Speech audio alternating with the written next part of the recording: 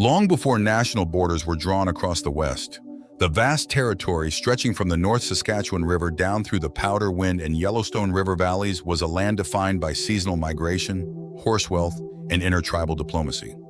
To Euro-American settlers, the indigenous people of this sanctuary became known as the Crow, but to themselves they are the Apsáalooke, a name given to them by their relatives, the Hidatsa, meaning children of the long-beaked bird.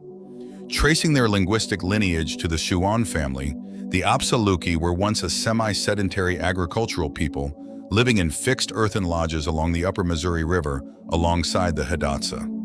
Mid-16th century schisms led them away from riverbed farming into a profound ecological transformation. Migrating westward toward the Rocky Mountains, they adopted horses and evolved into equestrian nomadic hunter-gatherers whose society became entirely integrated with the vast herds of American bison. The cultural divergence of the Apsáalooke from the Hidatsa represents a major socio-ecological adaptation on the northern plains. By abandoning sedentary agriculture for equestrian bison hunting, the Crow reorganized their social framework into three primary operational bands: the Mountain Crow, Apsáalooke, the River Crow, kicked in the belly/Manisa branch, and the Bilmashi. This division allowed maximum seasonal coverage over an expansive territory rich in game, mountain timber, and winter shelter along the slopes of the Bighorn and Apsáalooke ranges.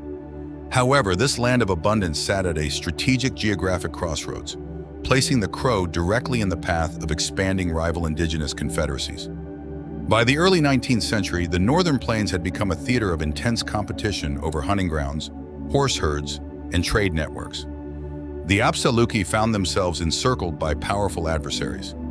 To their north and west stood the Blackfoot Confederacy, the Siksika, Kainai, and Piikani, who controlled vast trade networks stretching into present-day Canada. To their east and south, the expanding alliance of the Teton Lakota Sioux, Northern Cheyenne, and Arapaho pushed aggressively into the Powder River country. Numerical superiority favored their rivals. A tragic turning point occurred around 1843 when a massive joint force of Lakota Sioux and Cheyenne destroyed a large Crow encampment along the Tongue River. The destruction devastated the tribe, intensifying a bitter struggle over regional resources and survival.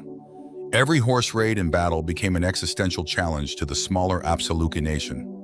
Within Apsáalooke culture, warfare was governed by a sophisticated honor system. The practice of counting coups, striking or touching an armed enemy in battle without killing him, capturing an enemy's weapon, or stealing a tethered horse from within an enemy camp demanded exceptional skill and bravery. However, as the Lakota-Cheyenne coalition pushed westward and Euro-American expansion accelerated from the east, the Crow leadership recognized that martial valor alone could not prevent territorial displacement. In the mid-1850s, a young Crow boy named Alik Cheahush, many achievements later known as Plenty Coups, embarked on a vision quest in the mountains. In his vision, he witnessed a disturbing transformation. Vast herds of bison disappeared into the earth, replaced by spotted cattle. Then came a violent storm that leveled the forest, leaving only one tree standing. Resting in that surviving tree was the small chickadee bird. The Crow elders interpreted the chickadee as a symbol of wisdom and adaptability. The chickadee listens, observes, and adapts to changing environments without losing its identity. The elders concluded that non-native settlers would inevitably overrun the West. To fight both the expanding U.S. power and their traditional tribal rivals simultaneously meant total destruction. Their survival depended on strategic cooperation with Washington to protect their core homeland. When the U.S. Army launched its military campaigns against the Lakota, Cheyenne, and Arapaho during the Plains Wars of the 1870s, the Apsáalooke acted on their long-term strategy. Nearly 350 Crow warriors, including Plenty Coups, Medicine Crow, Bull Snake, and prominent Crow women, volunteered as scouts for Generals George Crook and George Armstrong Custer. This was not an act of capitulation, but a calculated political maneuver. By aiding the federal government in defeating Sitting Bull and Crazy Horse, the Crow aimed to neutralize the enemies who had driven them from the Powder River Basin and validate their legal claim to their remaining ancestral lands. Military alignment offered protection against rivals, but it could not fully halt the pressure of Euro-American settlement.